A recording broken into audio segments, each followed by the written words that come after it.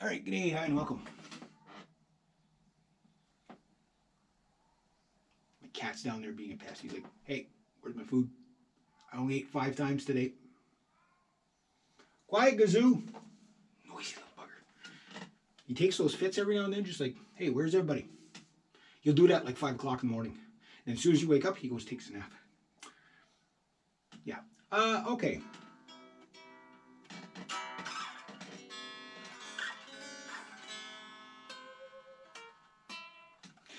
I love this guitar. This video, very simple thing.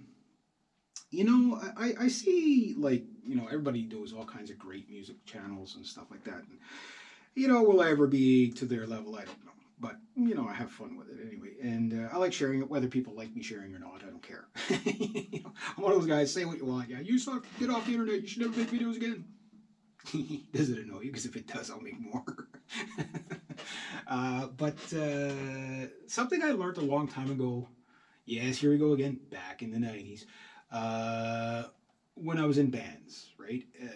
My approach right from get-go, day one, was, well, when I was a teenager, yes, you get that delusional kind of, I want to be the best guitar player in the world. But you got to understand, growing up as a teenager in the 1980s, the guitar players of the 1980s had a very competitive speed thing going on, right? It was who could play the most notes in the least amount of time. Speed was everything. And it got a little bit crazy to the point where it wasn't even impressive anymore. It was just speed for the sake of speed, and there was the dynamics went out the window, the melody went out the window, whatever. And then, of course, it went full the opposite way, where it was like, okay, well, instead of playing really, like not every guitar player can do these sweeping arpeggios and all these crazy things. So how about we just eliminate guitar solos altogether? The radio did that mainly anyway, because not that guitar solos are too long, but the longer your song, the more they have to pay, right? So if they're going to cut a chunk out of a guitar or out of a song, they're going to cut the guitar solos. So in the 90s, it was just like, okay, grunge movement came in. There's, cut your hair short, and no more guitar solos, or something like really, really, something really simple like that, which is fine. That's fine. That's fine for something. But sometimes you want to hear, you want to hear something a little bit more, right?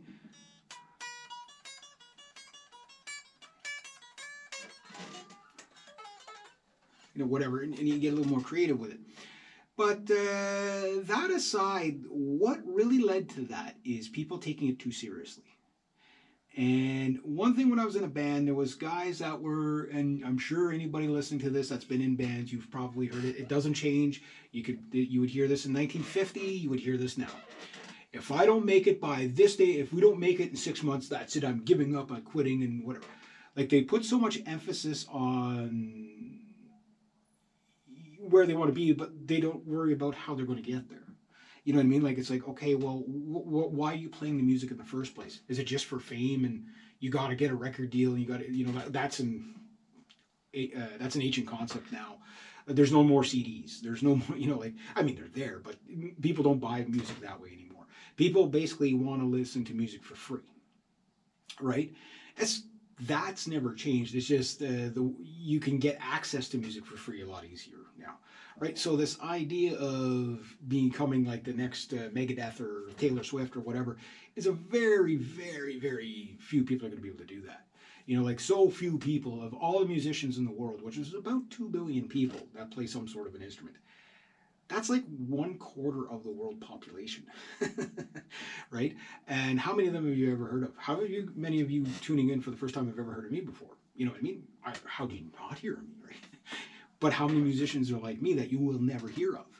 Because it's very few people get to the record companies, and record companies are a very specific thing. And chances are, yeah, you'll like the money and the fame, but you're going to give up a lot for that. You're going to be doing what they want, because you're an investment to them. So if you are a musician, I'm seeing a lot of like independent musicians that Frozen Crown. I like using them as an example. You can tell these people are having a lot of fun. And that should be your number one rule: is have fun. That's what the point of this video is have fun first. But what they did, it's the same thing that Periphery did, is basically they just worried about the music first and built the fan base around that. And it was like, don't worry about the fame, don't worry about the money, don't worry about making money with it. Just play the music you want to hear.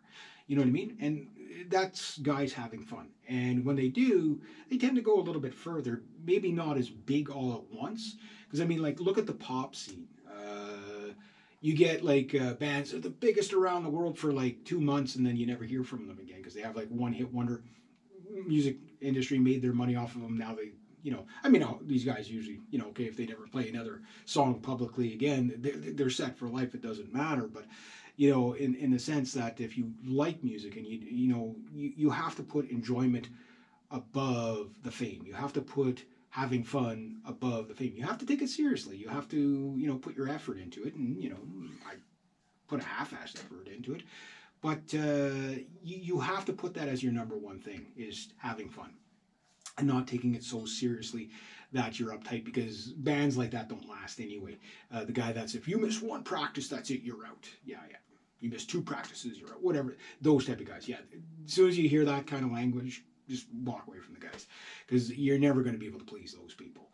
But the guys say, oh, okay, we'll keep it more casual, but we'll have fun. And then there's some people that they never want to take it up, above that, and that creates a problem too. So you have to know where the line is of, okay, how do we push to the next level, but also how do we have fun while we're doing it? Yes, there's going to be stresses because we're you don't get there's no free lunch out there, is what I guess the simple way. So you're going to work hard. Whatever. Some of it's going to pay off. A lot of it's not. Most of it won't. But the thing is do you enjoy it? And if you don't enjoy it, then you got to ask yourself why you're doing it. So fun first, not as like fun, just like taking not taking anything serious, but fun that you're really getting something out of it, that you're really enjoying it. And I think if new musicians start with that approach, they tend to go a lot further, because they take the pressure of I have to make it to be the next big pop star and stuff like that. If you do, great, but if you don't, like, you should enjoy the music when no one's looking. And once you start doing that, when people do look, you'll enjoy it even more. So hopefully that nice little tip advice there, and there you go. Oh, just so you can see it, my Mark holding guitar. Great little guitar, kind of heavy though.